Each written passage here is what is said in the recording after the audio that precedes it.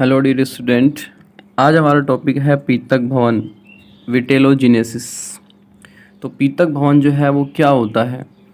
पीतक भवन का मतलब कि पीतक का निर्माण, पीतक का निर्माण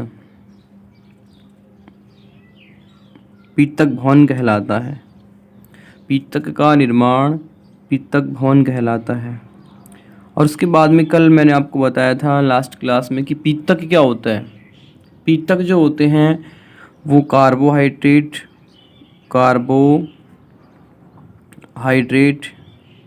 प्रोटीन, लिपिड और विटामिन, इनका क्या होता है? मिश्रण होता है। मतलब कि पीतक कार्बोहाइड्रेट, प्रोटीन, लिपिड और विटामिन का सम्मिलित रूप जिसे बोलें वो पीतक होता है। और पीतक निर्माण की प्रक्रिया पीतक भवन कहलाती है। ठीक है। पुरानी जो विचारधारा है उसके अनुसार पीतक का निर्माण, मतलब कि जो पुरानी विचारधारा है उसके अनुसार पीतक का निर्माण होता है जैसे कि ये एग जो होता है, अंडा, उसके बिल्कुल केंद्र में पीतक का निर्माण कहाँ होता है? केंद्र में होता है, जिसे बोला जाता है पीतक केंद्र। पीतक केंद्र। लेकिन ऐसा नहीं होता है, क्योंकि लास्ट क्लास में हमने पढ़ा था कि पीतक का निर्माण यकृत कोशिका में होता है और उसे यकृत कोशिका से पोषक कोशिका में पहुंचाया जाता है। फिर पोषक कोशिका से उसे कहाँ पहुंचाया जाता है? अंड कोशिका में। लेकिन जो आधुनिक विचारधारा है उसके अनुसार पीतक का निर्माण अंडाशय से बाहर, ये एग सेल, इस एग सेल से बाहर यानी कहीं भी होता है। एग सेल के बाहर जो भी ऑर्गन्स होते हैं वहाँ पर होता है और एक विशेष संरचना और एक विशेष अंगों में इसका निर्माण होता है। लेकिन लास्ट क्लास में बताया था कि स्तनधारी जो होते हैं, स्तनधारी में पीतक का निर्माण लीवर में होता है, यकृत कोशिका में होता है, लीवर में होता है। ठीक है। और जो पीतक जो बनता है, पीतक, उस पीतक के निर्माण के लिए एक विशेष जीन की आवश्यकता होती है पीतक के निर्माण के लिए। और वो जीन जो है उसे बोला जाता है विटेलोजीन। उसे क्या बोला जाता है? विटेलोजीन। स्तनधारी जो है उसमें पीतक का निर्माण कहाँ होता है? लीवर में होता है। स्तनधारी में पीतक का निर्माण लीवर मतलब कि यकृत कोशिका में होता है।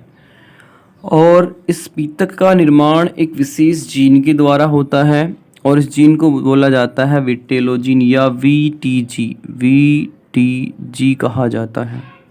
ठीक है। और स्तनधारी में पीतक का निर्माण जो होता है वो यकृत में होता है, ये तो क्लियर है। और ये होता है एस्ट्रोजन के प्रभाव के कारण। एस्ट्रोजन हार्मोन जो होता है उस एस्ट्रोजन हार्मोन के प्रभाव के कारण होता है। क्योंकि हमने बताया था कि पीतक का निर्माण स्तनधारी में सिर्फ और सिर्फ फीमेल में होता है, मतलब कि पीतक के अंदर। और वो कहाँ पर जाता है? उसके बाद में एग सेल में जाता है। ठीक है। तो यकृत में जो पीतक बनता है उस पीतक के अंदर जो प्रोटीन होती हैं वो दो प्रोटीन होती है, एक तो फास्फेटिन और एक लाइपोविटेलिन। दो प्रोटीन होती हैं और ये फास्फेट समूह युक्त होती है। और ये जल में क्या होती हैं? एविले होती हैं। जल में क्या होती हैं? एविले। इस फॉस्फेटिन और लाइपोविटेलिन जो प्रोटीन युक्त पीतक होता है उसको फोस्फेटेज एंजाइम से उपचरित किया जाता है, जिसके कारण ये जल में क्या हो जाता है? विलय हो जाता है। क्या हो जाता है? जल में विलय हो जाता है। और जैसे ही जल में विलय होता है, अब ये क्या हो जाता है? जल में विलय। और इसे जब जल में विलय हो जाता है तो इसे रक्त में मिलाकर कहाँ पहुँचा दिया जाता है? पोषक कोशिका में। ये तो होता है कहाँ पर? यकृत में।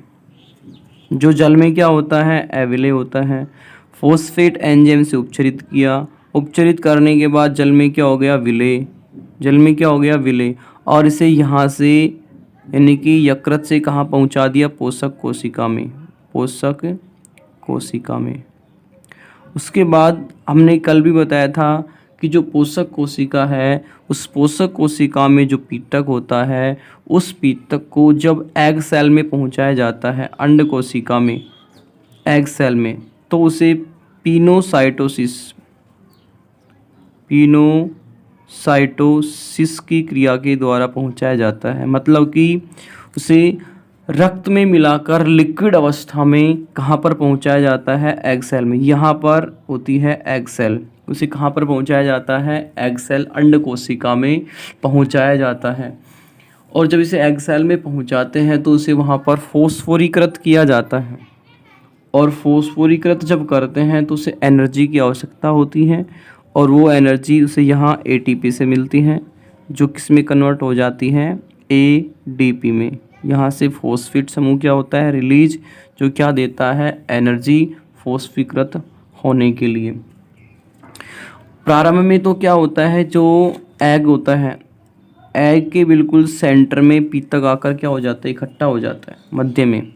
लेकिन बाद में धीरे धीरे ये पीतक कहाँ चला जाता है, परिधि की तरफ। ये सारी बातें मैंने लास्ट क्लास में बताई थी। कहाँ पर हो जाता है एकत्रित, परिधि की तरफ, ठीक है। बाद में कहाँ चला जाता है, परिधि की तरफ। अब सुनो, जो पक्षी जो होते हैं, पक्षी एविज, और जो उभयचर होते हैं एम्फीबियंस, उनमें पीतक का जो निर्माण होता है वो माइटोकॉन्ड्रिया से होता है, माइटोकॉन्ड्रिया। ध्यान करो, जब मैंने माइटोकॉन्ड्रिया की फंक्शंस कार्य बताए थे, उसमें बताया था कि पीतक जो होता है उसका निर्माण माइटोकॉन्ड्रिया से होता है। लेकिन जो कीट होते हैं, कीट, उस कीट में पीतक का निर्माण वसा के द्वारा होता है, लिपिड्स के द्वारा होता है, ठीक है। ये था अपना पीतक भवन।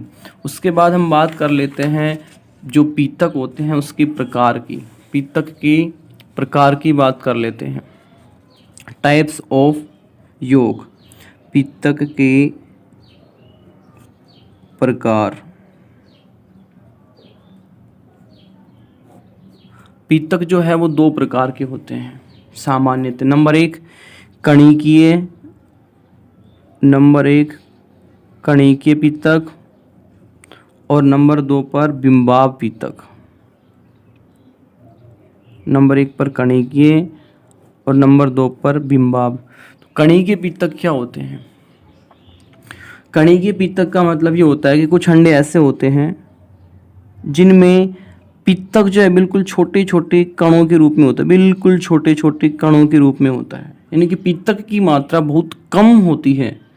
तो इसका एग्जाम्पल क्या हो जाएगा? अल्पपीतकी अंडे, अल्पपीतकी जिसमें पीतक की मात्रा कम होती है, या फिर अपीतकी अंडे जिसमें पीतक होता ही नहीं है। तो इसका एग्जाम्पल कौन होगा? अल्पपीतकी या फिर अपीतकी अंडे, ठीक है। उसके बाद नंबर दो पर आता है बिंबाव पीतक।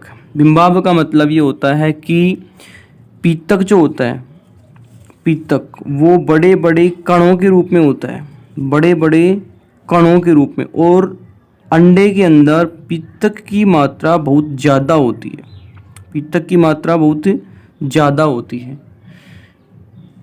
और ये जो बड़े बड़े जो पीतक के कण हैं इनको बोला जाता है बिंब, बोला जाता है बिंब। तो इसलिए इस प्रकार के जो अंडे होते हैं जिनमें पीतक बड़े बड़े कणों के रूप में होता है, उन अंडों को बोला जाता है बिंबाव, और इस पीतक को बोला जाता है बिंबाव पीतक।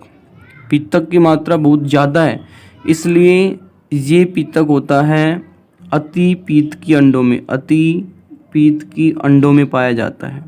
ये आपसे पूछा जाए कणिकीय पीतक जिसमें पीतक की मात्रा बहुत कम होती है, छोटे छोटे कणों में होती है, इसलिए एग्जाम्पल क्या होगा? अल्पपीतकी अंडे या फिर अपीतकी अंडे। उसके बाद यदि आपसे पूछा जाए कि बिंबाव पीतक, यानी कि यहाँ पर जो पीतक होते हैं बड़े बड़े कणों के रूप में होते हैं, बिंब के समान संरचना होती है, इसलिए इनमें पीतक की मात्रा ज़्यादा है, तो इसलिए एग्जाम्पल क्या होगा इसका, अति पीतकी अंडे। ठीक है, उसके बाद हम बात करते हैं पीतक की मात्रा व वितरण के आधार पर अंडे। पीतक की मात्रा व वितरण के आधार पर अंडे। देखो, पीतक की मात्रा के आधार पर बात कर लेते हैं। नंबर 1 पर पीतक की मात्रा के आधार पर, मात्रा में मतलब कि मात्रा ज़्यादा है, कम है, या है ही नहीं, या फिर कैसी मध्यम में। तो ये 4 प्रकार के होते हैं मात्रा के आधार पे। नंबर 1, अपीतकी अंडे। अपीतकी अंडे मतलब कि ऐसे अंडे जिनमें पीतक या तो होता ही नहीं है, या होता है तो बिल्कुल नगण्य होता है। ऐसे अंडे जिनमें या तो पीतक होता ही नहीं है, और यदि होता है तो कैसे होता है, बिल्कुल नगण्य, बिल्कुल ना के बराबर होता है। इसलिए ऐसे अंडों को अपीतकी अंडे कहा जाता है। इसका एग्जाम्पल है इनवर्टिब्रेट्स, यानी कि अकशेरुकी। ठीक है, उसके बाद नंबर 2 पर आता है सूक्ष्म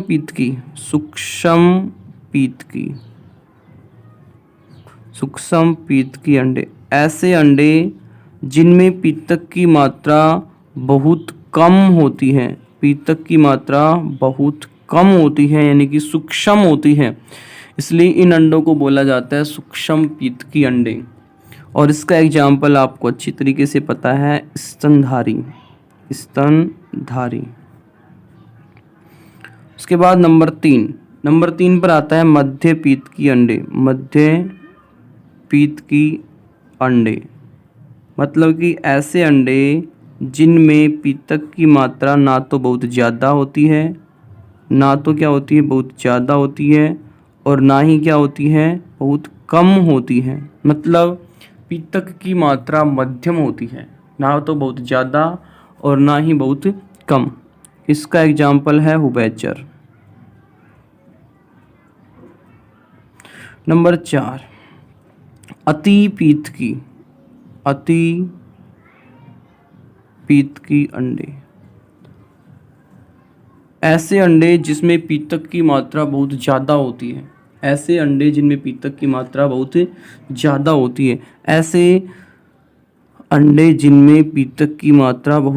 ज़्यादा होती हैं, अति पीतकी अंडे कहलाते हैं। एग्जाम्पल सभी को पता है, पक्षी, सरीसृप। और स्तनधारी की यदि बात करें तो उसमें आता है डक बिल प्लेटिपस, जो है उसके अंडों में पीतक की मात्रा बहुत ज़्यादा होती है।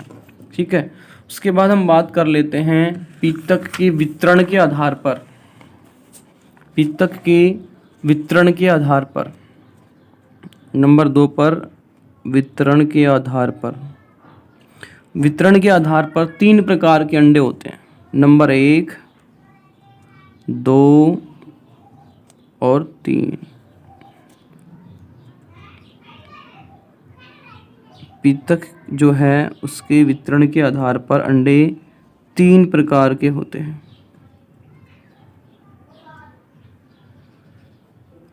पीतक के आधार पर अंडे 3 प्रकार के। नंबर 1 पर आता है समपीतकी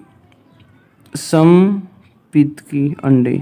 मतलब कि वे अंडे जिनमें पीतक संपूर्ण अंडों में फैला हुआ होता